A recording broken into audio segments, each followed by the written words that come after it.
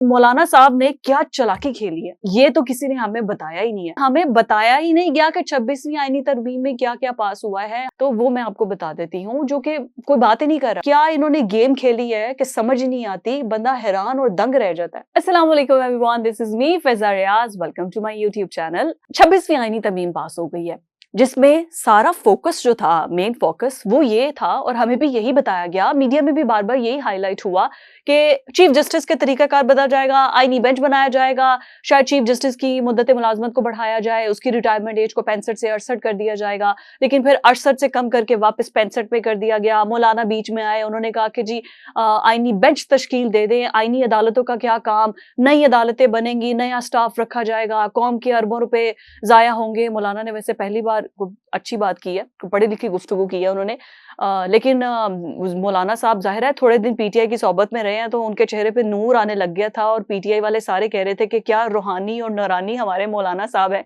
जैसे ही उन्होंने पीटीआई से गद्दारी की, तो वही मौलाना फिर मौलाना डीजल भी बन गए, वो नूर एकदम से उनके चेहरे से उड़ गया, और वही मौलाना साहब पुराने वाले मौलाना साहब बन गए। और मौलाना साहब ने क्या चालाकी खेली है, ये तो किसी ने हमें बताया ही नहीं है।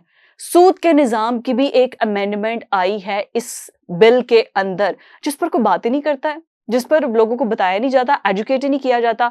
मौलाना तकी उस्मानी इस्लामियाती नजरियाती काउंसिल वाले कहते हैं क्या महान मौलाना साहब हैं, क्या उन्होंने कमाल कर दिया है मौलाना साहब ने। मतलब मेरा दिल करता है, मैं किसी पढ़ी थी शायद तकी उस्मानी साहब के, उनके रिमार्क्स थे कि मौलाना साहब के हाथ चूम ले, उन्होंने जो काम कर दिया सूद के निजाम को खात्मा करने के लिए। तो उन्होंने क्या सूद के निजाम को खत्म करने के लिए किया?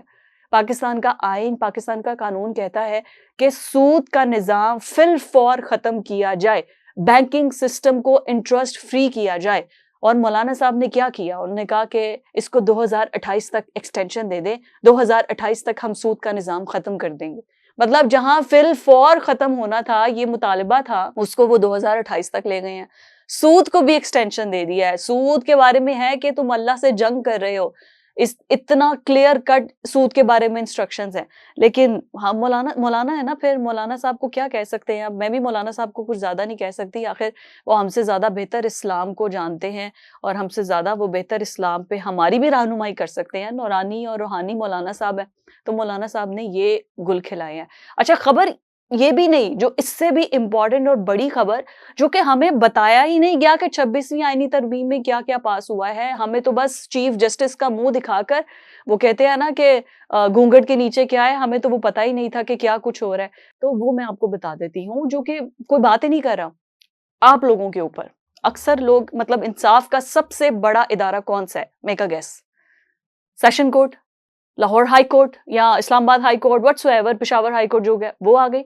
उसके बाद सबसे सुप्रीम कौन सा है, वो है सुप्रीम कोर्ट। ठीक है, सुप्रीम कोर्ट से अगर कोई पिटिशन कोई खारिज होती है, फिर आप सदर को अपील कर सकते हैं, रहम की या उस पर नजरसानी की। लेकिन स्टेप बाय स्टेप चले जरा। सेशन कोर्ट से कोई केस रिजेक्ट हो रहा है, कोई आपकी प्रॉपर्टी का है, कोई आप पे मुकदमात हैं किसी भी किस्म के, इसके अलावा कोई अक्सर ऐसा होता है कि 302 के जो कैदी होते हैं, वो अक्सर चले जाते हैं कि सेशन कोर्ट से अगर रिजेक्ट हुई है तो हाई कोर्ट में चले गए हैं। अच्छा जी, क्या क्या लॉजिकली और क्या इन्होंने गेम खेली है कि समझ ही नहीं आती, बंदा हैरान और दंग रह जाता है। एक तरफ कहते हैं कि सुप्रीम कोर्ट के अंदर बहुत बोझ है, बहुत केसेस हैं, ठीक है, और हमने सुप्रीम कोर्ट के ऊपर से जो बोझ है उसको खत्म करना है। चीफ जस्टिस ज्यादा मुकदमात सुनेंगे, बेंच बनाया जाएगा जो कि मुकदमात सुनेंगे। किसके? ये नवाज शरीफ के, ये शहबाज शरीफ के, ये इमरान खान के, ये बुशरा बीबी के। ठीक है, बेंच बने हैं। बाकी जो बचे हैं काम, उन्होंने आईनी मुकदमात सुनने हैं। आम अवाम का सुप्रीम कोर्ट से राब्ता कट गया है, राब्ता खत्म हो गया है। ये 26वीं आईनी तरमीम के अंदर ये बिल पास हो गया है। वो कैसे कटा है?